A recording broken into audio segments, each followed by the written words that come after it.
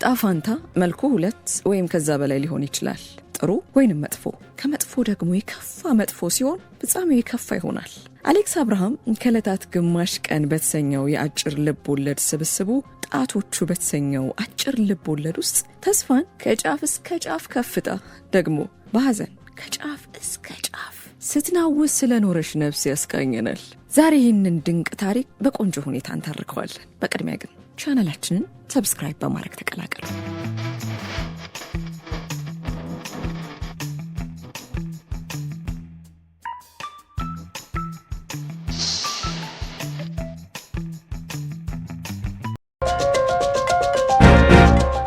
ቆንጆ ነኝ ወይስ አይደለሁም የሚል ጥያቄ ድንገት አይምሮስ ብልጭ ያለው ልክ የዛሬ ዓመት አካባቢ ነበር። እስከ ዛሬም በየቀኑ በየሰዓቱ ጥያቄው በውስጥ ያቃጭላል። አንዳንዴ እንዲያውም የሆነ ሰው ጠርቼ ለመሆኑ ቆንጆ ነኝ ወይስ አይደለሁም ብዬ መጠየቅ ያምረኛል። የራሴን ፊት ማየት ናፍቄያለሁ። የራሴን ፈገግታ፣ የራሴን ጥርሶች፣ የራሴን ከናፍርት፣ የራሴን አይኖችና አፍንጫ፣ ብቻ መልኬን ማየት ክፉኛ ፈልጌያለሁ። በጣም ፈልጌያለሁ። አንዳንዴ ፊቴን ሳስበው የተጨማደደ ቆዳ ብነካው ለእጄ እንደ ቆረቆ እንደሚሻክር ከንፈርና ግራ ጉንጬ ላይ የሚያዳልጥ ስፋቱ ስሙን የሚያህል ጠባሳ የሚኖረው ይመስለኛል። ግን በቀኝ እጄ ጣቶች ፊቴን ስዳስሰው የሚያጋጥመኝ ሌላ ነው። እንደ ተዛበጠ ጥጥ የሚለሰልስ ቆዳ። የቆዳዬ ለስላሴ ለራሴ የሚደንቀኛል። የፊቴ ቆዳዬን አይመስለኝም። እጄ የሌላ ሰው ፊት ላይ ያረፈ ነው የሚመስለኝ። ታዲያ ከራሴ ቆዳ በፍቅር የወደኩ ይመስለኛል። ደጋግሜ የቀኝ እጄን መዳፍ ጉንጬ ላይ በቀስታ አንሸራትተዋለሁ። ጣፋጭ ደስታ እንደ ማር በውስጤ ሲፈስ ይሰማኛል። ጣቶቼ ምላስ ሆነው የቆዳዬን ወለላ የቀመሱ አይነት። የአይኔ ሽፋሽፍት፣ የቅንድቤን ለስላሳ ጸጉር በጣቶቼ ስዳሰሳቸው የሚሰማኝ ሐሴት ወደር የለው። መልኬን እንደ ብሬል ጽሑፍ በጣት የነበረ ማነበው። ከራሴ ጋር ፍቅር የጀመረኝ ልክ የዛሬ ዓመት አካባቢ ነበር። ምንም ይሁን ምን መኖር ጥሩ ነው። መኖር ምን አባቱ ብለን በገዛ ፍቃዳችን ነፍሳችንን ከስጋችን ለመለየት ፈራ ተባ ስንል ሕይወት የተስፋ ቅንጥብጣቢዋን በኑሮ ጎዳናችን ላይ የጣለች እንደ ለማዳ ውሻ ታስከትለናለች እንጂማ ገና መቼና መች የሰው ልጅ ራሱን አጥፍቶችን ዓለም ዳዋ በወረሳት ነበር። ምንም ይሁን ምን መኖር ትልቅ ሱስ ነው። ይኸው ወፈ ሰማይ የኑሮ ሱሰኛ የዕድሜ ሲጋራውን ለኩሶ የመኖር ሱሱን ሊያስወርፍ ባፍና ባፍንጫው ተስፋን ይምጋታል። አዲስ ዛሬን ወደ ውስጡ እየሳበ የተቃጠለ ትናንቱን ወደ ውጭ ተነፍሰዋል። ለዚህ ሆን እንዴ አየሩ ነበር የሚሸተው። የሚበዛው ሰው ልክ እንደ ሲጋራ ረጋፊው የታሪክ ወጨቱ ላይ እየተረኮሰ የነገ ጀንበሩን በጉጉት ሲጠብቅ እጁ ላይ ዕድሜ ተቃጥላ ትቀስማለች። ቢሆንም መኖር ያሳሳል። እግዚአብሔር መቼ ከአንድ ዓመት በፊት ግደለኝ እያልኩ ደጋግሜ የጸለይኩትን ጸሎት ሰምቶ አሁን ከተፍ ቢልና ልጄ በይተነሽ እንሂድ ቢለኝ ቀልድ አታውቅም እንዴ የምለው ይመስለኛል። መኖር ያሳሳኝ ከጀመረ አንድ ዓመት አካባቢ ሆነኝ። ከሰኞ እስከ ዓርብ ድረስ መንደሩ ላይ ከባድ ዝምታ ይነበብበታል። ሕፃናት ትምህርት ቤት፣ አዋቂዎችም ወደ የስራቸው ይሄዳሉ። ስራ የሌላቸው ጠራራውን ሽሽት በየቤታቸው ስለሚከተቱ የሰው ድምፅ አይሰማ። ከቅርብ ርቀት ሰፈራችን ካለው ትዝታ ሙዚቃ ቤት የሚባል የተከፈተ ሱዳንኛ ዘፈን ይሰማኛል። ሱዳንኛ ዘፈን ስሰማ አገሩ በረሃ የሆነ ነው የሚመስለኝ። ሁሉም ሰው ትቶኝ ወደ ሌላ ሀገር የተሰደደና ብቻዬን የቀረው እየመሰለኝ ፈራለሁ። አለ አይደል? ሁሉም ሰው እኔ ሳልሰማ በምልክትና በጥቅሻ ተጠራርቶ ወደ ሱዳን የተሰደደ። ሳትሰማን እንሂድ፣ እሷን ማን ይጎትታል እየተባባለ እግሬ ውጭኛል። ያው የሚወጣ እግር ያላቸው። ታዲያ እንዲህ ሰፈሩ ጭር ሲል ሁሉም ሰው ትቶኝ ወደ ሆነ ሀገር ሄደ እየመሰለኝ መፍራት ከጀመርኩ አንድ ዓመት አካባቢ ሆነኝ። የሰፈሩን ሰው ሁሉ በስም እየጠራው አላችሁ ወይ ማለት ያምረኛል። እስቲ ካላችሁ ጣታችሁን አሳዩኝ። በፊት ይህን ዝምታ አልወደውም ነበር፣ ስልችት ነበር የሚለኝ። አሁን ግን ዝምታው እንደ ነፍስ ሙዚቃ ቤት ከሩቅ እንደሚሰማ ህብረ ዝማሬ ሆኖ ውስጤን በደስታ ያፍነከንከዋል። ተፍነክንኬ ሳላበቃ ደግሞ ውስጤን በድንጋጤ ታከክ የሚያረግ ስጋት ይፈጥራል። ደስታውም ሆነ ድንጋጤው የሚነዝር ነገር አለው። ሰዎች ሲያወሩ ከእግር ጥፍሬ እስከ ራስ ጸጉሬ ነዘረኝ እንደሚሉት የደስታሽም ሆነ የድንጋጤ መነሻ ምንድን ነው ብባል መልስ የለኝም። ከመሬት ተነስቼ መደሰትና ከመሬት ተነስቼ መደንገግ ከጀመርኩ 1 ዓመት አካባቢ ሆነኝ። አጽናፍ ነው ስሜ። አጽናፍ ብሎ ስም ያወጣልኝ እንደሆነ እግዚአብሔር ይወቅ። ምናልባት እናቴ፣ አባቴ ወይም አንዱ መንገደኛ ይሆናል። ዞሮ ዞሮ ስሜን ያወጣው ሰው በከንቱ ደከመ። ማንም በዚህ ስም ጠርቶኝ አያውቅም።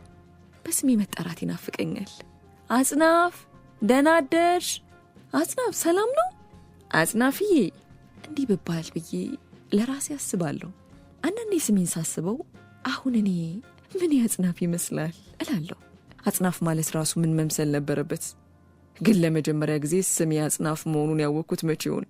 ማንም ሰው ስሙ የራሱ ስም መሆኑን ለመጀመሪያ ጊዜ የሚያውቀው መቼ ነው?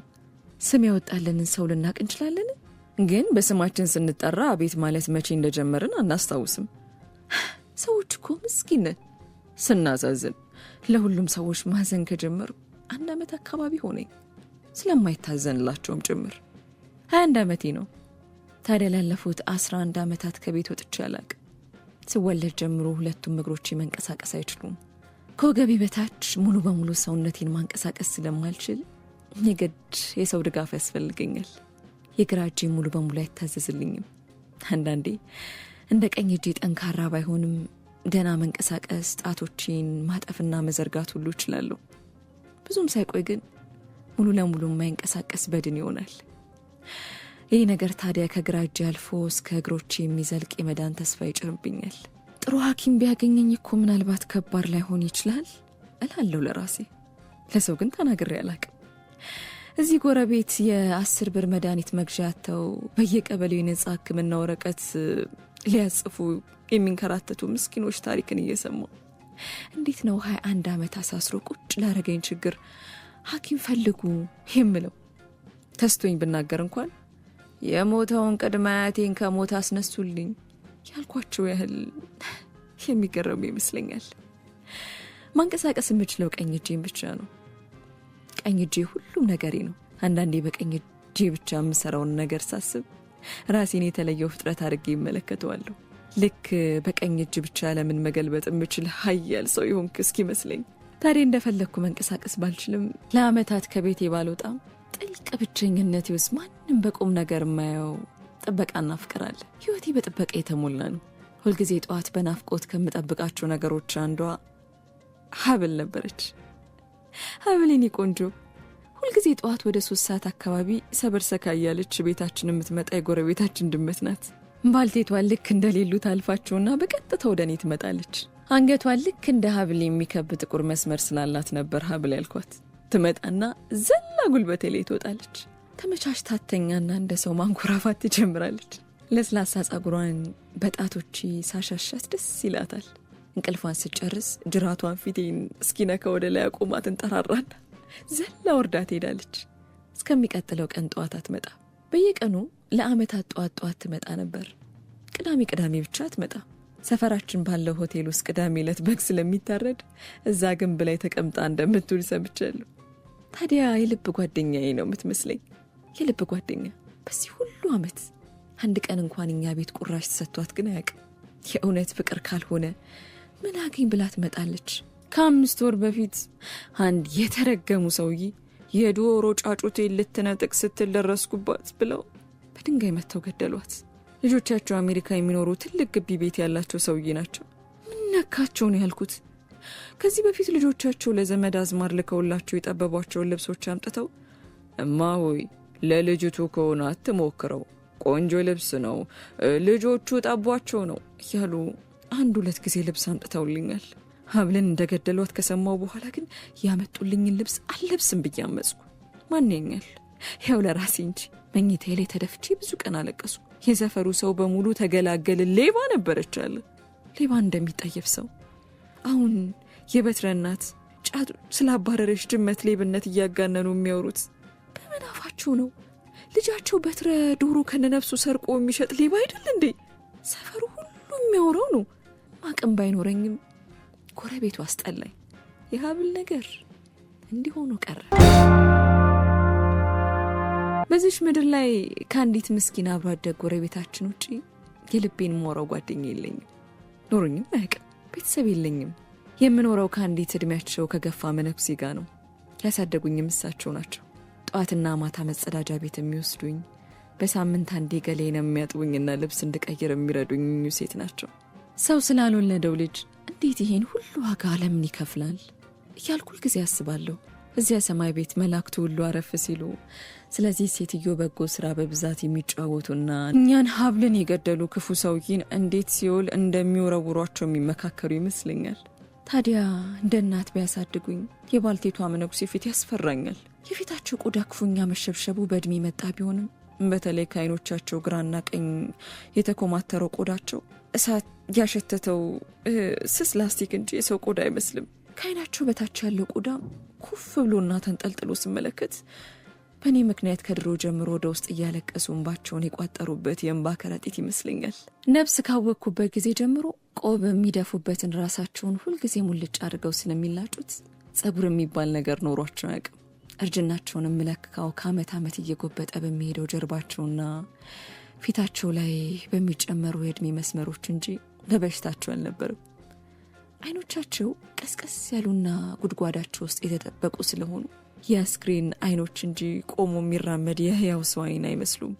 እነዚህን አይኖች ዕድሜን በሙሉ ባያቸውም እስካሁን ድንገት ሲያርፉብኝ ያስደነግጡኛል። ባልቴቷን መነኩሴ መልመድ አልቻልኩም። ሰርክ አዲስ ድንጋጤ የሚጭር አንዳች አስፈሪ ነገር አላቸው። ለክፋቱ ደግሞ ሁልጊዜ የሚቀመጡት ከፊት ለፊቴ ነው። አልፎ አልፎ የቤት ስራ ሊሰሩ ወዲህ ወዲህ ካላሉ በስተቀር እንደኔው መንቀሳቀስ የማይችሉ እስኪመስለኝ ከበግ ቆዳ የተሰራ ጎዛ ጣል በተደረገበት የጭቃ መደብ ላይ ከፊት ለፊት የተቀምጠው ለረጅም ሰዓት መቁጠሪያቸውን ሲያቃጭሉ ነው የሚውሉት። መቼም በዚህ ዘመን አዲስ አበባ ውስጥ ያውም መሀል ከተማ ላይ የጭቃ መደብ ያለበት ቤት አለ ቢባል ማን ያምናል?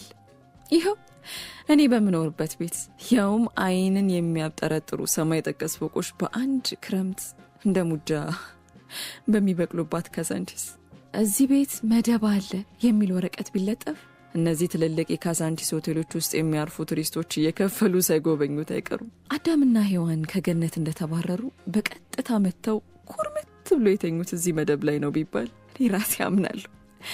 ባልቴቷ መደብ ላይ የሚያነጥፉትን አጉዛና ድሪቶ ፀሐይ ላይ ሲያሰጡ ወደ ውጪ ሲያወጡት ርቃኑን የቀረውን መደብ እያየው ገረማለሁ። መደቡ ቢቆፈር 2 ሚሊዮን ዓመት ዕድሜ እንደዚህ ያስቆጠረ የአንዲት አካል ጉዳተኛ ሴት አጽም የሚገኝና ምሁራን የጥንት ሰዎች ቆመው መራመድ አይችሉም ነበር የሚል ሳይንሳዊ ትንታኔ የሚሰጡበት ይመስለኛል። መደቡ ስር እኔ ተቀበርኩና ከራሴ መቃብር አጠገብ ቆሜ የምጎበኝ አይነት ቢቆፈር እኔ እዚህ ወንበር ላይ ሳይሆን እዚያ ስር የምገኝ እንጃ። መደቡ ይጨንቀኛል፣ ባልቴቷ ይጨንቁኛል። የሚቅለጨለጨው የባልቴቷ መቁጠሪያ ድምፅ ምጸትና በግድ የሚጣራ ጫጫታ ነው የሚመስለኝ። ቃ ቀጭ እንዴት ይሳልቻል። ሙሉ ቀን እንዲሁ ሲንቀጫቀጭ ነው የሚውለው። አንዳንዴ እንዲያውም በረዥም ጸሎታቸው እግዚአብሔር እኔን እንዲወስድላቸውና ነፃ እንዲያወጣቸው የሚለምሉ እየመሰለኝ እባክህን የስሽ ምስኪን ሴትዮ ጸሎት ስንስማና ወደዛ ገላግለኝ ያልኩ በጸሎት ላግዛቸው ሞክራለሁ።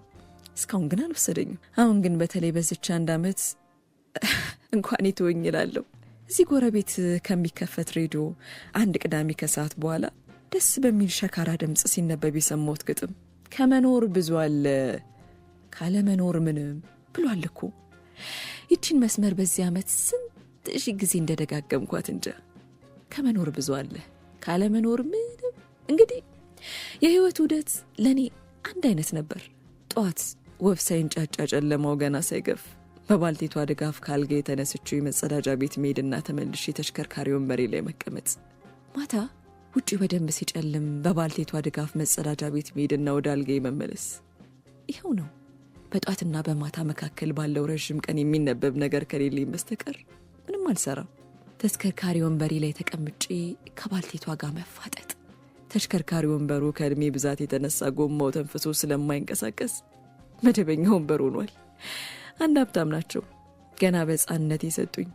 እንደኔው የአካል ጉዳተኛ የሆነች ልጃቸው ለሕክምና ወደ ውጭ ሀገር ስትላክ ወንበሯን በወዛደር አሸክመው ሊያስጥሉት ሲወስዱት ነበር። ቤታቸው ተቀጥራ ልብስ በምታጥብ ጎረቤታችን አስተዋሽነት የመጸወቱኝ ስንትና ስንት ዓመቱ። አንዳንዴ ታዲያ ስለማላቃት ልጃቸው ሕክምናው ተሳክቶላት መራመች ላይ ሆን እያልኩ አስባለሁ። ማን ያውቃል? ከመራመድ አልፋ ማታ የዘፈንና የጮስ ድምጻቸው ከሩቅ ወደሚሰማው ጭፈራ ቤቶች ከጓደኞቿ ጋር እየሄደች ትጨፍር እንደሆነ ማን ያውቃል? እሁድ በዋናው መንገድ ላይ ኃይሉ ጋር እያሉ ሲያልፉ ከሚሰማቸው ሰርጎች አንዱ የእሷ ቢሆንስ ያርግላት። በማይገባኝ ምክንያት ባልቴቷ መነኩሴ ሰው እንዲያየኝ አይፈልጉም። ለዚህ ነው እንደ ዶሮ በጧት ነክቶ የሚያነቁኝ። ወደ መጸዳጃ ቤት ሲወስዱ ልክ ወንጀል እንደሰራ ሰው ዙሪያውን ይገላምጣሉ። ባልቴቷ ሲበዛ ዝምተኛ ስለሆኑ ጎረቤት ይፈራቸዋል። ለዚህም ነው ከሰላምታ ባለፈ ወደ ቤታችን ማንም ቢጠይቀን ዝር የማይለው። በዚህ ሁሉ ዓመት ውስጥ 2 ሰዎች ብቻ ናቸው ወደዚህ ቤት ጎራ የሚሉት። አንዱ አልፎ አርብ ብቅ የሚሉት ባለሱቅ ሰውዬ ናቸው። ጋሽ ሐምዛ የሆነች ነገር ቆጣጥሮ ይመጡና ብዙ ጊዜ ምግብ፣ ሳሙና፣ ለኔ የፀጉር ቅባት ማው እንዴት ዋላችሁ? እቺ ቆንጆ አደገች አይደል? ቆንጆ እንደናቷ ብለው በሯ ስር ካለች ወንበር ላይ አረፍ ይሉና ጠይቀውን ይሄዳሉ። ባልቴቷም ትንሽ ፈታ ብለው የሚያወሩት ከጋሽ ሐምዛ ጋር ነው። ጋሽ ሐምዛ በዝርዝር ባይናገሩትም እናቴን ያውቋታል። ምነው ብቻቸውን አግኝቻቸው ስለ እናቴ በደንብ በነገሩኝ እላለሁ። ሌላዋም ቤታችን የምትመጣው ብርሃን ናት። ስምን መላክ ያወጣዋል። አብሮ አደጎች ነን። የዛሬና ያርገውና ትምህርት ቤትም የተመዘገብነው አብረን ነበር። በህይወት ያሉኝ የምላቸው ውብ ትዝታዎች ሁሉ እነዚያ ጊዜያቶች ነበሩ። እስከ 6ኛ ክፍል አብረን ተምረናል። ብርሃን ተሽከርካሪ ወንበሬን በልጅ ክንዶቿ እየገፋች እዛው ሰፈር ባለ አንደኛ ደረጃ ትምህርት ቤት ተወስድና ትመልሰኝ ነበር። ተሽከርካሪ ወንበሬ ተአምር እየሆነችባቸው ብዙ ልጆች በወረት ለትንሽ ቀን ይገፉልኝና ሰልችቷቸው ይተውት ነበር። ብርሃን ግን እስከ መጨረሻው አብራኝ ነበረች። ያው መጨረሻ 6ኛ ክፍል ሆነ እንጂ ወደ 7ኛ ክፍል ስንዘዋወር ትምህርት ቤት መቀየር ነበረብን። በጭራሽ ይሆናል ብዬ ያላሰብኩት ነገር ነበር። የመጨረሻው ቅርብ ትምህርት ቤት የተባለው በታክሲ 1 ፌርማታ የሚያስኬድ ነው። መቀጠል አልቻልኩ። በቃ ከመደበኛ ትምህርትና ትምህርት ቤት ጋር እዛው ላይ ተሰናበትኩ። ብርሃን ደብተሮቿን አቅፋ እያለቀሰቻው ስትለኝ ትዝ ይለኛል። ቅፍፍ የሚል ሰኞ ጠዋት። ሰኞ የሚባል ቀን የሽንፈት ደውል የተደወለበት ቀን የሚመስለኝ ከዛ በኋላ ነው። ሁልጊዜ ይህን ሳስብ እዚህ ልቤ ላይ የሚንፈራፈር ብስጭትና ቁጣ አለ። ከዚያች ቅጽበት ጀምሮ ከቤት ወጥቼ አላቅም። አለመውጣት ያሳስቦት የጠየቀም የለም። ለመጀመሪያ ጊዜ ስለ ሞት ያሰብኩት የዛን ቀን ነበር። እግዚአብሔርን እንዲህ ያልኩት፣ እስከ 6 ተምሬያለሁ፣ ሌላ ሁሉ ይቅር፣ ለሞት አይበቃም። ትምህርት ቤት መሄድ ላቆም እንጂ ብርሃን በየቀኑ ብቅ እያለች ታጫውተኝ ነበር። ታዲያ ባልቴቷ ፊታችን ስለሚቀመጡ ወሬያችን ቁጥብና በጥንቃቄ የተሞላ ነው የሚሆነው። ቅዳሜ ግን በናፍቆት የምጠብቀው የነጻነት ቀን ነው። ብርሃን ቅዳሜ ከኔ ጋር ነው የምትውለው።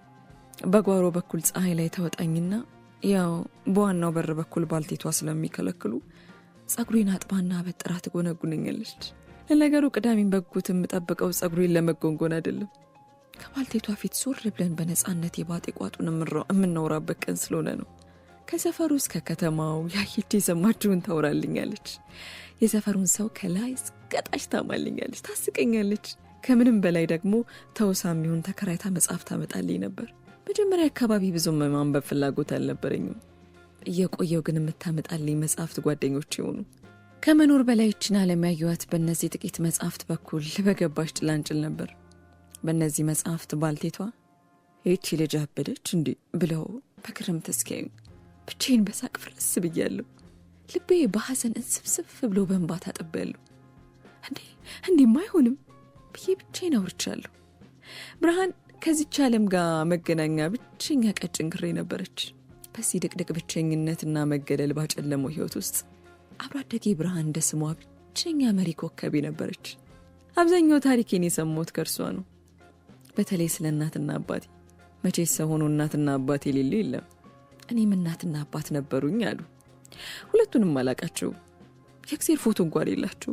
ብርሃን ዳርዳሩን ብትሄድና ደፍራ ባትነግረኝም ያው ከአጠቃላይ ታሪኩ የገባኝ እናቴ እዚሁ ከዘንድስ አካባቢ በሴተኛ ዳሪነት የምትሰራ ቆንጆ ሴት እንደነበረች ነው።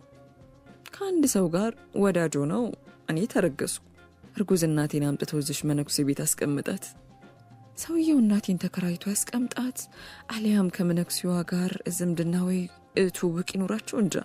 ሴትዮዋ እንደሆኑ ስለዚህ ጉዳይ አንዲት ቃል አይተነፍሱም። ይህ ነገራቸው ያበሳጨኛል። ቢነግሩኝ ምን ይሆናሉ? ስለኔ ታሪክ ቢነግሩኝ እግዚአብሔር ይቆጣል? ለምን ይቆጣል? እሱ ራሱ ከዘፍጥረት ጀምሮ የነገረን ሰዎች አፈጣጠራችንን ማወቅ ቢጠቅመን አይደል? የሆነ ሆኖ እዚሁ ተወለድኩ። ምናልባት እዚህ መደብ ላይ ይሆናል እኮ የተወለድኩት። የታሪኩ መደምደሚያ 6 ወር እንኳን ሳይሞላኝ አባትና እናቴ ለመነኩሴዋ ጥለውኝ ጠፉ። ከዛ ጊዜ ጀምሮ አየኋቸው አይደለም። ይህቺው ሴት ካለዳቸው አሳደጉኝ። አንዳንዴ እንደ ሰው ከአባትና ከእናቴ የተወለድኩ ሳይሆን ከነተሽከርካሪ ወንበሬ ከሰማይ ሰማያት ድንገት ዱብ ያልኩ ይመስለኛል። እስከ ቅርብ ጊዜ ድረስ ተስፋ ነበረኝ እናቴ ወይንም አባቴ ወይም ሁለቱም ድንገት መጥተው እግሬ ስር ወድቀው ይቅርበኝ፣ ጥለንሽ የጠፋ ነው ጠልተንሽ አይደለም እንደሚሉኝ ተስፋ ነበረኝ። ወደ ሆነ ሰፊ ቤት ወስደውኝ በጠፋባቸው ዓመታት ውስጥ ከተወለዱ እህትና ወንድሞቼ ጋር አብረን መኖር እንድንጀምር በቆሜ ቃሽ ነበር። ተሽከርካሪ ወንበሬን እኔ ልክፋላት እኔ እየተባባሉ የሚጣሉ ብዙ እህትና ወንድሞች። እንዲያውም በልሜ እናቴን አይቻታለሁ። ታዲያ መልኳን አላየሁትም፣ እጇን ብቻ ነው ያየሁት። ቀይ ጥፍር ቀለም የተቀቡ ረዣዥም ጠይም ጣቶች፣ በበር በኩል ብቅ ብሎ የተመለሰ መዳፏን፣ እጄን ተከትሎ የሸተተኝ የተቀባችው ሽቶ ነበር። ህልም አሽትቻለሁ አይባልም እንጂ እኔ ህልም አሽትቻለሁ። አዎ እናቴን በህልሜ አሽትቻታለሁ። እሱም የእናቴ ሽቶ ነበር። እናትነት ምን ይሸታል ቢሉኝ ያንን ሽቶ እላለሁ። እስካሁን የሽቶ ጠረን አፍንጫዬ ላይ አለ። እንዴት እንደሆነ እንጃ። ሽቶ ከተነጠረ ቅቤ ሽታ ጋር የተቀላቀለ ነበር። የበዓል ሰሞን ነፋስ እየጋለበ ከሰፈሩ መጥቶ አፍንጫዬ ስር እንደሚንሳፈፈው አይነት ጠረን። አንዳንዴ ተነሽና ቤቱን ገለባብጠሽ ፈትሽ ይለኛል። ባልቴቷ የሆነ ነገር እንደደበቁብኝ አስባለሁ። መቼም ልጅን ያህል ነገር ለያከራያቸው ትተው ሲሄዱ የሆነ ደብዳቤ ጽፈው አንድ ቦታ ሸጉጠው መሆን አለበት። ውድ ልጃችን ትተንሽ ሄድ ነው ምናምን የሚል ይህ ሀሳብ ውል ያለብኝ አንድ ቀን ጓደኛዬ ብርሃን ድንገት ሕፃን ልጅ ይዛ ቤታችን የመጣሽ ጊዜ ነው። ናዝሬት ከሚባል ከተማ የመጣ የእህቷ ልጅ ገና 3 ወሩ ነበር። እንደተቀመጥኩ አሳቀፈችኝ። ልጅ ለማሳቀፍ እኔን ማመኗ እስከዛሬ ይገርመኛል። ብርሃን አካል ጉዳተኝነቴ እንደ ችግር የማታይ ልጅ ናት። አቤት የእጁ ልስላሴና አተናነሽ፣ በተለይ ጣቶቹ ውበት፣ ጫፎቻቸው ጠያይም ጤዛዎች የመሰሉ እጆቹ ባዶን አየር ሲቀዝፍ ንጹህ ልጋጉ በከንፈሮቹ ዳርና ዳር ሳቁ። ወይኔ ሳቁ! ደግሞ ሙቀቱ። አለቀስኩ። እስካሁን ክንዶቼ ላይ ክብደቱ፣ ቆዳዬም ላይ እንደላባ የለሰለሰ ስሜቱ አለ። በዚህ ዓለም አይደለምና የራስን ልጅ የማያውቁትን የሰው ልጅ ሕፃን ልጅ እንኳን ጥሎ ለመሄድ ከዓለም ከራሱ የገዘፈ ምክንያት አሊያም ከሰው ልጅ ስብዕና የተለየ አካንንታዊ ባህሪ ይጠይቃል። በጭራሽ የሚቻል ነገር አይመስለኝም። የዚያ ቀን ተአምር ይሆናል የማላቀው ሳይንስ ብቻ ለማንም ያልተናገርኩት አንድ ነገር ሆኖ ነበር። ተረሽም ጊዜ የማይንቀሳቀሰውና ስነካው እንኳን ምንም ስሜት የማይሰማኝ የነበረ ግራ እጄ ከላይ ከትከሻ ጀምሮ እስከ ጥፍሮች ይነዝሮኝ ነበር። መንዘር ብቻ አልነበረም። ለቅጽበት ልክ እንደ ቀኝ እጄ ሕፃኑን ማቀፍ ችሎ ነበር። ግራ እጄ ላይ ክብደቱ በደንብ ተሰምቶኝ ነበር። በደንብ ግን ለማንም አልተናገርኩም። ያው የኔ ማንም ብርሃን ናት። ሌላ ማን አለ? በዚች 1 ዓመት ታዲያ ለዓመታት የጠበቅኳቸው እናትና አባቴን እንኳን ቸል ብያቸው ከረምኩ። አይመጡም ብዬ ተስፋ ቆርጬ አልነበረም። ከአእምሮዬ ስለ ዓመታት የቆየውን ጥበቃ ገፍትሮ ውስጥ ሌላ ጥበቃ ነክሶ እንጂ ለጥበቃ የፈጠረ ልጅት ከጥበቃ ወደ ሌላ ጥበቃ። አይኖቼ እንደ ወትሮ ላንበባችሁ ብላቸው እምቢ ብለው በሩ ላይ መንገራተት ከጀመሩ ዓመት ሆናቸው። አይኔን ባርከበግብ እንኳን ከመብረቅ ብልሽታ በፈጠነ ቅጽበት የሚያመልጠኝ ይመስል በንቀት የምጠብቀው ትንፋሽ የሚያሳጣ ነገር ነበር የገጠመኝ። ጥበቃዬ እንግዳ ነው፣ ለሰው ቢነግሮት የማይገባ በእኔ ውስጥ ብቻ እንደ እግዚአብሔር ጣት ብቅ ብሎ ዓለሜን ይቀያየረ የግራ እጅ መዳፍ ነበር ጥበቃዬ። ሁሉ ቀን አይኔ በር ላይ ተተክሎ የሚውለው ያንን እጅ ለማየት ነበር። ስለ እጆች ጉዳይ መዳፍ አንባቢ ከኔ በላይ አውቃለሁ ቢል መተንበይ ነው እስክል ድንገት አይኖቼ ሰዎችን ከድምፅና መልካቸው በላይ በመዳፋቸው መለየትን ከተካንኩ ዓመት አለፋቸው። ይህን ማን ያምናል? እዚህ ሰፈር አንድ መንግስት የገነባው የህዝብ መጸዳጃ ቤት አለ። መጸዳጃ ቤቱ ከፊትና ከኋላ 2 ክፍሎች ያሉት ነው። አንዱ የገላ መታጠቢያ፣ ሌላኛው መጸዳጃ ቤት ነው። 6 የሆኑ 7 የሰፈሩ ቤተሰቦች በጋራ ይጠቀሙበታል። አንዳንዱ ወንዶቹ ቤታቸውን አከራይተው ስለሚኖሩ ያው ተከራዮቹ የሚጠቀሙትም እዚያ ነው። ሁሉም የየራሱ ቁልፍ ቢኖረውም ቁልፉ ከጠፋባቸው በሚል የሻወርና የመጸዳጃ ቤቱ ቁልፍ 2 ቁልፎች አማካኝ በሆነ ቦታ ላይ ይቀመጣሉ። እንግዲህ የአማካኝ ቦታ የኛ ቤት ነበር። ባልቴቷ የትም ስለማይሄዱና ቤቱ ሁልጊዜ ክፍት ስለሆነ በሚል ከውስጥ በኩል ከባለ 2 ተካፋቹ ዕድሜ ጠገብ የጣውላ በር ሁልጊዜ በማይከፈተው አንደኛው ተካፋሽ ላይ ሚስማሮቹ ተመተው ቁልፎቹ እነዛ ሚስማሮች ላይ እንጠለጠላሉ። ጎረቤት ቁልፍ ሲፈልግ እጁን ልኮ አውርዶ ይወስዳል። ሲጨርስ መልሶ ይሰቅላል። እኔ ከተቀመጥኩበት ቦታ ሰዎቹን ማየት አልችልም። የሚታየኝ ብቅ ብሎ የሚመለስ እጃቸው ብቻ ነው። ታዲያ ብዙ ሰው ራሱን ቁልፍ ጥሎ የሚጠቀመው በዚህኛ ቤት በር ላይ በተሰቀለው ቁልፍ ነበር። ይህንን ቁልፍ ሲወስድና ሲመልስ የማይውል የእጅ አይነት አልነበርም። የሻወሩ ቁልፍ በብዛት የሚወሰደው እሑድ ነው። አብዝቼ ከመሄድ የተነሳ የመንደሩን ሰውን በእጅ ለየዋለሁ። ምንጊዜም ጠዋት ከሁሉም ሰው ቀድሞ ብቅ የሚለው እጅ ጥፍሩ እንደ ኤሊ ድንጋይ የተፍረገረገ ቢነኩት እንደ ጃርት ወለባ የሚዋጋ የሚመስል ሸካራ እጅ ነው። የግንበኛው የጋሽ ሎጋዎች እንዴት አደራችሁማ ይላል። ድምጻቸውና እጃቸው አንድ አይነት ነው፣ ጠንካራና ሸካራ። ባልቴቷ በዚያ ሰዓት ማለዳ ጸሎት ላይ ስለሚሆኑ አይናቸውን ከመቁጠሪያቸው ላይ ሳይነቅሉ አንገታቸውን ቀለስ አድርገው በምልክት መልስ ከመስጠት ባለፈ አይናገሩም። ያላየሁት እጅ የለም። ቀጣዩ እጅ በጥፍሩ ጥቀርሻ ሲቧጥጥ የሚውል የሚመስል ጥፍሩ ውስጥ ወዛም ቆሻሻ የተሰከሰከበት እጅ ነው። ሁልጊዜ ከበሩ ጋር ለምን እንደሚጋጭ አይገባኝም። አስቻሉ ይባላል። የጋራጅ ሰራተኛ ነው። ባለጠቃጠቁ ጠባሳ ምስኪና ጥንትም እጅ ይከተላል። ይሄ እጅ መቃብር ፈንቅሎ ብቅ ያለ እጅ ይመስለኛል። ያስካለ እጅ ነው። በየሰው ቤት ልብስ የምታጥብና እንጀራ የምትጋግር ሴት ናት። ከሁሉም አርፍዶ የሚመጣው ምሳ ሰዓት ሊቃረብ አካባቢ የሚመጣው እጅ ነው። ረዣዥምና ደማቅ ቀይ የጥፍር ቀለም የሚቀቡ ጠያይም ጣቶች። የኤልሳ እጅ ሴተኛ አዳሪ ናት ብላ ነግራኛለች።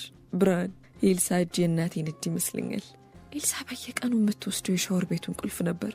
በጣም ረዥም ሰዓት ቆይታ ትመልሳለች። እንዲህ ቁጭ ብዬ የመንደርተኛውን እጅ ስቆጥርና ሳጠና ውላለሁ። ታዲያ ከጥናቴ ባንዱ በዚያ ዱካካም ሰኞ ጠዋት ነበር። ደግሞ ይህን አይነቱን መዳፍ እስቲ ሰፈር ምን እግር ጣለው የሚያስብል እጅ ድንገት ወደ ቤታችን እየተንሳፈፈ የገባው። ውብ ጣቶቹ ጥርት ያሉ ረዣዥም ናቸው። አይበሉባ ወደ ቅላት ያደላል። ምናልባት በሩ ጥቁር ስለሆነ ቅላቱ አጋኖትም ሊሆን ይችላል። ከባድ የብረት ማሰሪያ ያለው ሰዓቱ እጁ ላይ ወደ ላይና ወደ ታች ሲንሸራተት የሚያወጣው የሻሻታ ድምፅ ጽናጽል ይመስላል። የጣቶቹ አንጋዎች ትንሽ ጠቆር ብለው ጣቶቹ ሲታጠፉ የተሸበሸበ ቆዳቸው ስለሚወጠር ቅላታቸው ይደምቃል። ከምንም በላይ ደግሞ ንጹህ ጥፍሮቹ ነበር የሚገርሙኝ። በስርዓት የተቆረጡና የሚያብረቀርቁ ንጹህ ነበሩ። ዘመን ሊጠይቅ የመጣ እንግዳ ይሆናል አልኩ ለራሴ። ቁልፉን ሲመልስ በጉጉት ተመለከትኩት። የለበሰው ሸሚዝ እጅጌ ጫፉ ይታየኛል። እንዲህ አይነት ቆንጆ የወንድ ልጅ እጅ አይቼ አላቅም። በዚያ ላይ ከሄደ በኋላ እንኳን አየሩ ላይ የቀረው ደስ የሚል የሽቶ ጠረን ነበር። እንዲያውም በቁም ነገር ባይሆንም የዚያን ቀን ቁልፍ የሚወስድ እጅ ብቅ ባለ ቁጥር ሰፍ ስሏል። በቀጣዩ ቀን ጠዋት ያው እጅ ያውም ከጉርናና ደስ ከሚል ድምፅ ጋር ተመለሰ። ደህና አደሩ ማዘር። ማንም ባልቴቷን ማዘር ሲል ሰምቼ አላቅም። ድፍን መንደሮማ ሆይ ነው የሚሏቸው። በቃ አዲስ ነው አልኩ ለራሴ። የዛን ቀን ወደ ማታ 12 ሰዓት አካባቢ ተመልሶ ቁልፍ ወሰደ።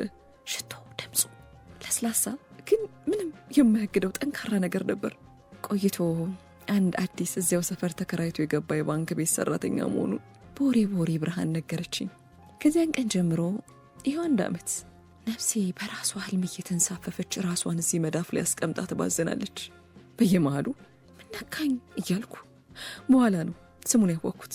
ኢያሱ ከ3 ቃላት በላይ ሲናገር ሰምቼ አላቅም። ቢሆንም እነዚያ 3 ቃላት ለ2 10 ዓመታት ከሰማኋቸው ቃላት ሁሉ ውብና ተናፋቂዎች ነበሩ። በየቀኑ ጉጉቴ እየጨመረ ጥበቃ እየጨመረ ሲመጣ ይሰማኛል።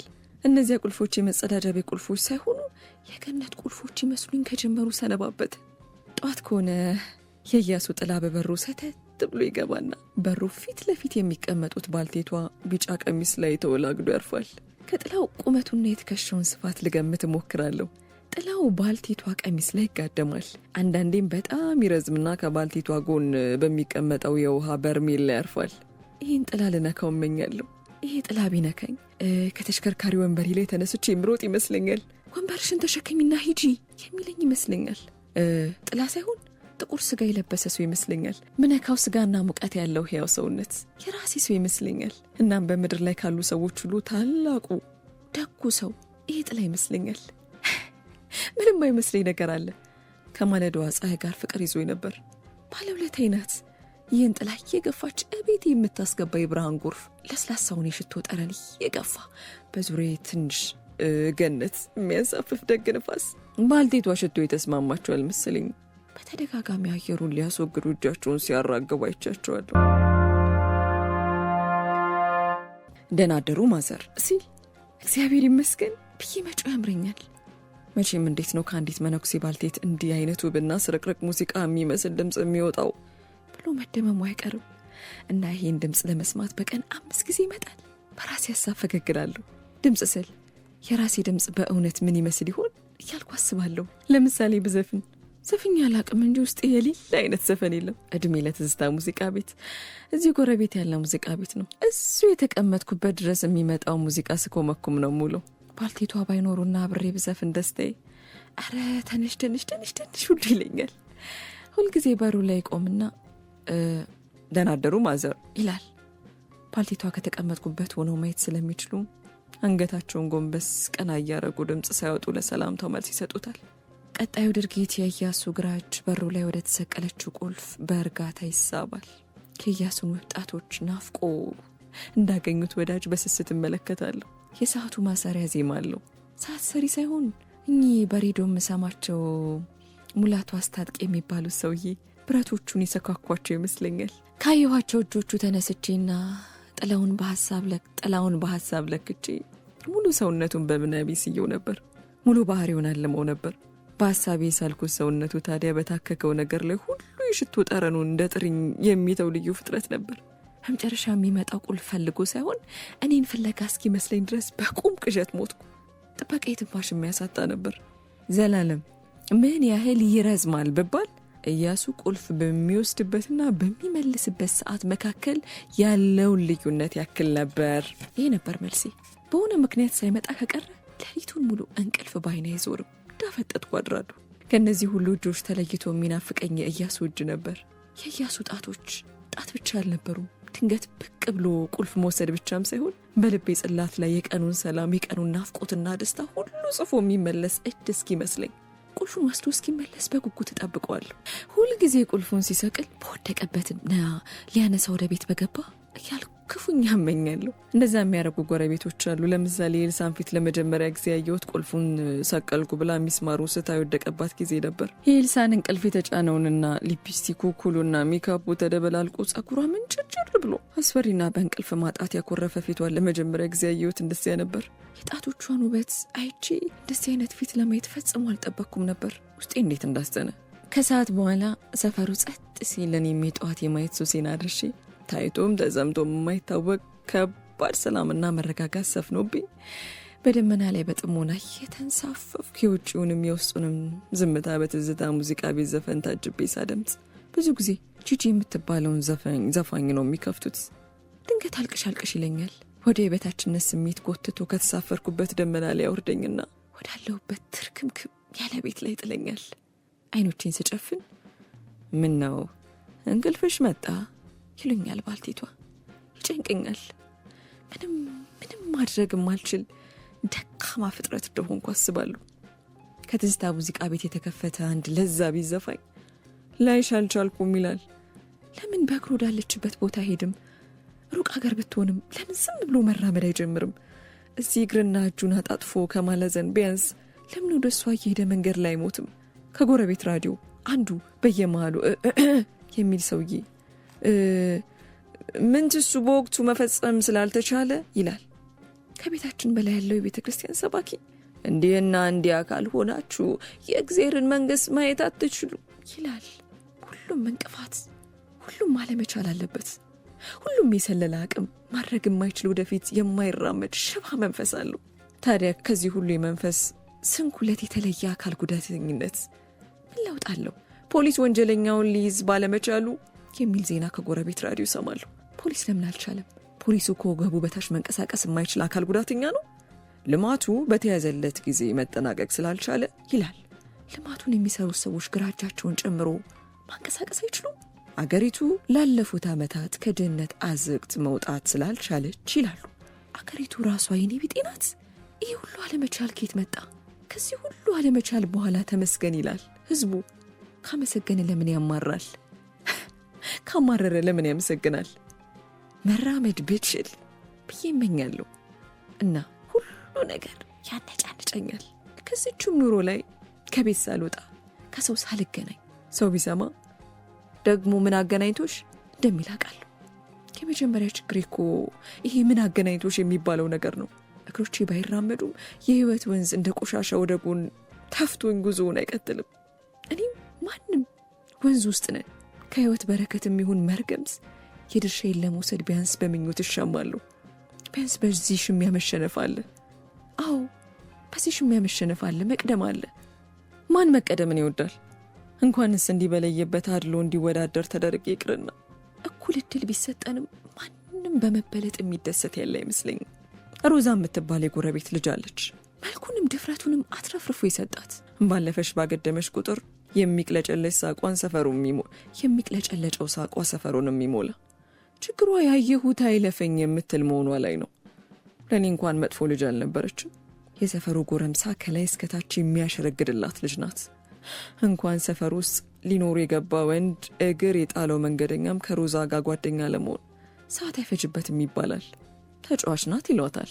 ሳቂታ የሰፈሩ ሕፃናት ገና ብቅ ስትል ሮዛ መጣች እያሉ ይንጋጋሉ። ከረሜላ ከቦርሷ አይጠፋም። አስለምዳቸው። በዚያ ላይ እድሜ ውጭ ሀገር ለሚኖሩ ዘመዶቿ የምትለብሳቸው ልብሶች ከራሱ አልፎ ስንቱን የጎረቤት ወጣት በተውሶ አድምቋል። ያ ድመት ገዳያቷ ለእሷ የጠበባትን አምጥቶ ለእኔ ሲሰጠኝ ኖሯል። ታዲያ ይቺ ሮዛ ከኢያሱ ጋር አጉል እየተቀራረበች መሆኑን ብርሃን ነገረችኝ። ለኢያሱ ያለኝን ስሜት ተረድታ ሳይሆን እንዲሁ ከሐሜቶቻችን በአንዱ ሐሜት ውስጥ ሮዛን ስንቦጭቅ ነው ነገረችኝ።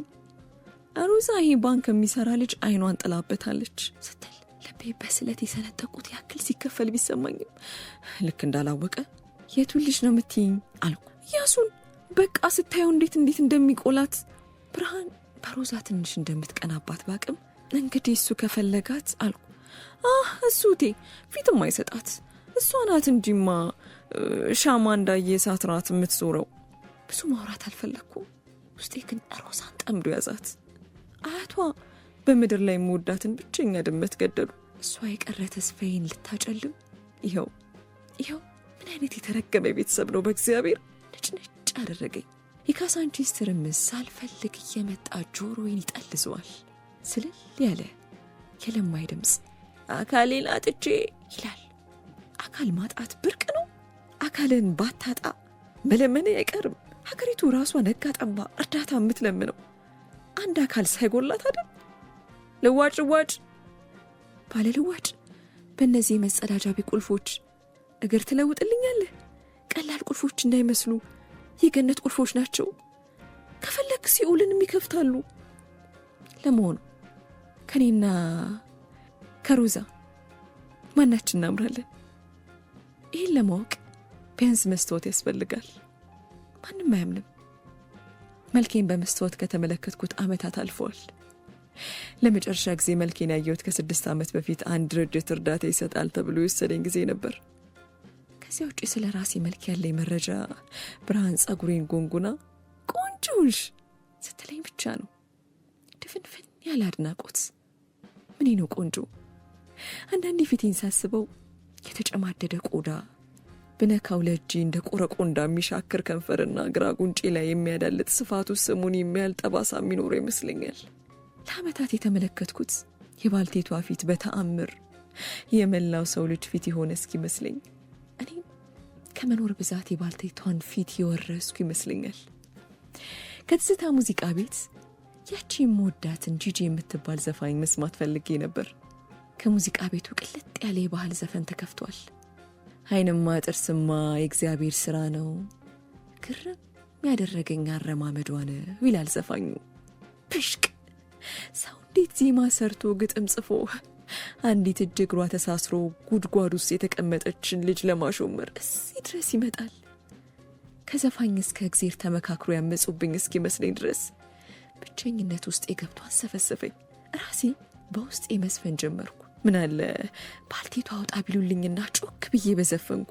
ያቺ ጂጂ የሚሏት ዘፋኝ አሞራው ልጄ አሞራ ሁኛለሁ ስትል መስማት ፈለግኩ። ሰው መሆን አልቻልኩም ምርቄን ሰው ልጄ ስትል መስማት ፈለግኩ። እህቴ ትሰማኛለች? ቀልቤ ተበታትኖ ማሰብ አቅቶኛል። ሰው አርገኛ አንተ ሰው መሆን አቅቶኛል።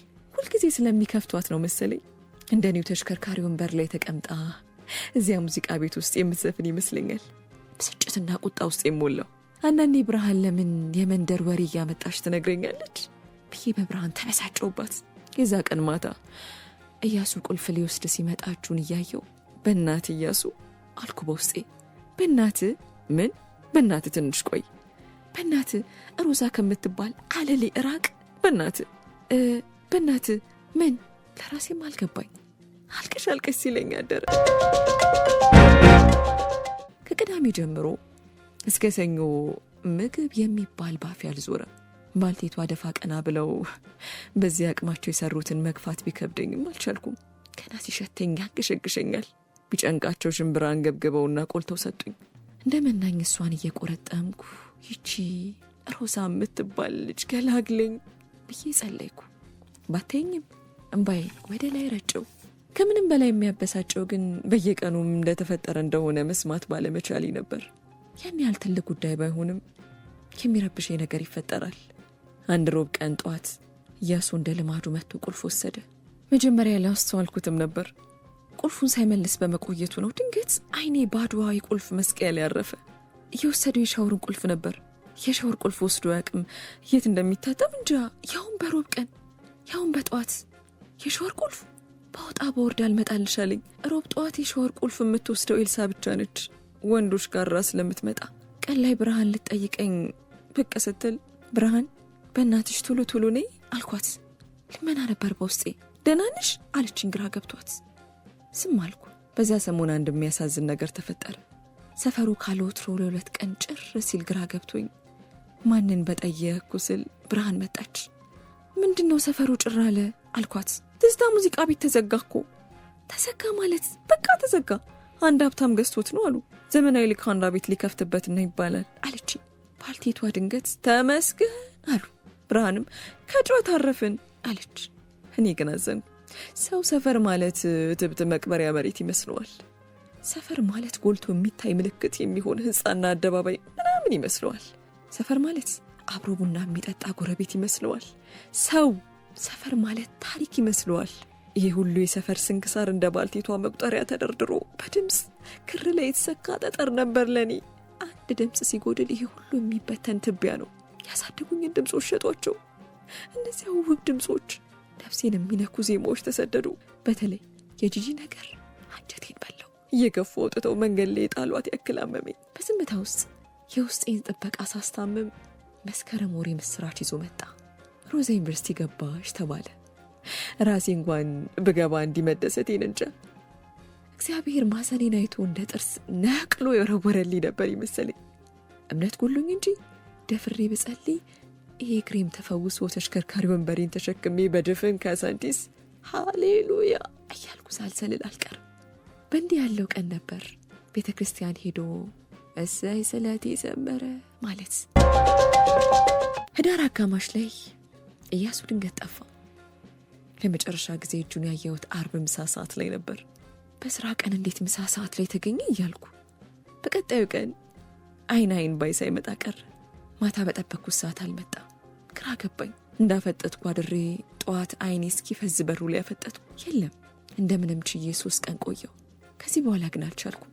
ያሰበችውን ታስብ ብዬ ብርሃን እንደመጣች ጠየቅኳት። ባንክ የሚሰራውን ልጅ ሰሞኑን አላየሁትም፣ ማለቴ ቁልፍ ሲወስድ አላየሁትም። ምንም ሳይመስላት እኔ እንጃ አላስተዋልኩትም አለች። ለምን ታስተውለዋለች? 1 ሳምንት ሙሉ ኢያሱን ባለማየቴ እንደ እብድ ሊያደርገኝ ቃቶኝ ነበር። ካሎትሬ ብርሃንን ወደ ውጭ ይዘሽኝ ውጪ፣ ብርድ አለኝ አልኳት። ባልቴቷ ተአምር ያወራው ይመስል ተመለከቱኝ። ግድ አልሰጠኝም። ከቤት ስወጣ ለምን እንደሚጨንቃቸው አላቅም። ብርሃን በጓሮ በኩል አውጥታ ፀሐይ ላይ ካስቀመጠችኝ በኋላ መጣው ብላ ወደ ቤቷ ሮጠች። ወደ ውጭ ስወጣ ትንሽ ቀለል አለኝ። ቢያንስ ትንሽም ቢሆን ኢያሱን ፍለጋ ወጥቻለሁ። ለምን ግማሽ እርምጃ አይሆንም? ሌላው ቢቀር የትም ሆኖ የሚሞቃትን ፀሐይ እየሞቅ ነው። የጋራ ፀሐይ እየተጋራን ነው። ውስጤ ክፉኛ በሐዘን ተመቶ ነበር። ደግሞ ያቺ ጂጂ ዝም ብላ ውስጤ ስትዘፍን እሰማታለሁ። አይኖችን ጨፍኜ እሰማታለሁ። ሳላየው አላድርም አይነጋም ሌሊቱ፣ ጀንበሯን ቀድሜ ደርሳለሁ ቤቱ። ዶፍ ዝናብ ሳይፈራ ወንዙ ሙላት ሳያግደው፣ የሐምሌ ነሐሴ ቆፉ ብርዱ ሳይመልሰው፣ ፍልቅልቅ ምራቁ ድምፁን ሽብሩን ሳይፈራ፣ ልቤ ገሰገሰ ዛሬ ሊኖር ካንተ ጋራ። በካህን ሽብሻቦ በሊቅ በዲያቆኖች ዜማ፣ ቢወደስ ቢመለክ በታላቅ ጉባኤ ቢሰማ፣ ሺህ ቃላት የሚያንሰው የወንድ የቆንጆች አውራ፣ የታተምከው ፈሳሽ በልቤ ገነት አዝመራ። እንዴ ወፎቹ ረገፉ ብላ ድንገት አስደነበረችኝ ብርሃን። ስትገባ አላየኋትም ነበር። ወዲያው ፊቷን አኮሳትራ ምን ሆነሻል አለችኝ። ምን ሆንኩ? እንባሽ እየፈሰሰ ነው። ኢያሱን ሳላየው ድፍን 15 ቀናት አለፉ። በ16ኛው ቀን ናውሼ ቁጭ ባልኩበት ቅዳሜ ማለዳ እንደ ራሴ መዳፍማ ቀያሱ ጥላ በጠዋቷ ፀሐይ የተገፉ በበራችን ገብቶ በባልቴቷ ታፋ ላይ ሲያርፍ ተነስቼ ልሮጥ ምንም አልቀረኝ። ነፍሴ ስጋዬ ጠቧ ስትፈራገጥ ይሰማኛል። አንድ ነፍስ ሳይሆን ጎጆቻቸው ውስጥ ተቀምጠው የእናታቸውን መምጣት እንደሰሙ የወፍ ጫጩቶች የመሳሰሉ ብዙ ነፍሶች ውስጤ አፋቸውን ከፍቶ የተንጫጩ መሰለኝ። ደናደሩ ማዘር አንገታቸውን ቀለስ አለጉ። ባልቴቷ ምናለ ጮክ ብለው እግዚአብሔር ይመስገን ቢሉት፣ ምን ነው ጠፋ ቢሉት፣ ላፍታ ቢያናግሩት እግዚአብሔር የት ይሄድባቸዋል? ዘላለም በዙፋኑ ላይ ነው። የኢያሱ ግራ እጅ ወደ ቁልፉ ሲሳቡ በጉጉት ተመለከትኩ። እንደ ቀስ ፍላጻ የሚወነጨፉ ጨረሮች የሚፈነጥቅ አዲስ የጋብቻ ቀለበት ጣቱ ላይ ተሰክቶ ነበር። ውስጤ ተናወጠ። አይኖቼ ጨፈኑ። ወርቃማ ብርሃኑ የጨፈንኩትን አይን ሰርስሮ እንደ ጎርፍ ወደ ውስጥ የጎረፈ። አይኔን መልሼ የገለጥኩ። ለትንሽ ጊዜ ሁሉም ነገር ጸጥ አለ። ቀስ በቀስ የባልቴቷ መቁጠሪያ ቅልሽታ፣ የመኪናዎች ጥሩምባ፣ የሰዎች ድብልቅልቅ ጫጫታ፣ ካዛንቺስ ራሷ በካዛንቺሰኛ ስታወራ ተራ በተራ እና በአንድ ላይ መስማት ጀመርኩ። አንድ ለማኝ የሰጡትን እንጃ ቄራ ድረስ በሚሰማ ድምፅ ጎረቤታችንን ሲመርቅ ይሰማኛል። የሰው እጅ ከማየት ያድናችሁ አለ። ጮክ ብዬ አሜን አልኩ። ባልቴቷ ደንግጠው መቁጠሪያቸውን ከእጃቸው ላይ ሊጥሉት ነበር። አማተቡና በቅሬታ ተመለከቱኝ። ዝም ብዬ አየኋቸው። እንደ ወትሮዬ አይኔን አልሰበርኩም። የእርሳቸው አይን ወደ መቁጠሪያቸው ተመለሰ። የማቅለሽለሽ ስሜት ውስጥ እኔን አጉጠዋል። ንፋስ እየገፋ የመጣው የሚጠበስ ስጋ ሽታ ያውደኛል። ትዝታ ሙዚቃ ቤትን ዘግተው ከከፈቱት ስጋ ቤት ነበር ሽታው የሚመጣው። ሰሞኑን የሰፈሩን ጠረን ቀይሮታል። በኋላ ከብርሃን ስሰማ ኢያሱ አንዲት ምንትስ ከምትባል ውጭ ሀገር የመጣ ሴት ነው አሉ ያገባው። የሀገሩ ስም ጠፋኝ። የትስ ብሄድ ምን ለውጣለሁ? እዚያ ሄደ ማለት እዚህ የለም ማለት ነው። ብዙም ሳይቆይ ኢያሱ ሰፈሩን ለቆ ሄደ። እነዚያ ጎስቋላና መሄጃ የሌላቸው የመንደሩ እጆች ብቻ ቁልፉን ሲወስዱና ሲመልሱ ይውላሉ። ግድ አልነበረኝ። ዝም ብዬ የምመለከተው የባልቴቷን እጆች ነበር። መቁጠሪያው ቀጭ ምናለ ላፍታ እንኳን አረፍ ብለው እንደ ባልቴት ታሪክ ቢያወሩ እላለሁ። እጃቸውን ሳላቋረጥ እመለከታለሁ። በተጨማደደ አስፈሪ ቆዳ የተሸፈኑና አጽማቸው የቀረ ጣቶች በፍጥነት የመቁጠሪያ ጠጠሮቹን ክሩ ላይ ያንሸራትቱታል። ደግሞ ፍጥነታቸው እነዚህ ለዓይን የማይስቡ ጣቶች የመኖሬ ምክንያቶች ነበሩ። መነሻና መድረሻዬ። በሀሳብም ቢሆን ጨረቃን ነክቼ ስመለስ ከስሬ በደግነት ተዘርግተው ከመከስከስ የሚታደጉ እንዴት ግጆች። ሌላ ምን ማረፊያ ያለኝ? እነዚሁ ምስኪን መዳፎች ብቻ፣ እነዚሁ ጣቶች። ባልቴቷ አንድ መቁጠሪያ ቢፈልጉልኝ ከጎናቸው ቁጭ ብዬ ያለምን ከነ ፍጥረቱ አስረግመውን ነበር። መቼስ የትውልድ ማን ለምን እንዳስወነጨፈው ባልገባው የእርግማን ፍላጻ መሃል የሚኖር ነው። በአሌክስ አብርሃም 2013 ዓ.ም ከተጻፈው ከዕለታት ግማሽ ቀን ከተሰኘው ልቦለድ መጽሐፍ ውስጥ ጣቶቹ የተሰኘውን የልቦለድ ክፍል ነበር ያነበብኩላችሁ። ለታሪኩ አሌክስ እናመሰግናለን። ትረካውን ከወደዳችሁት ቻናላችንን ላይክ፣ ሼር፣ ሰብስክራይብ በማድረግ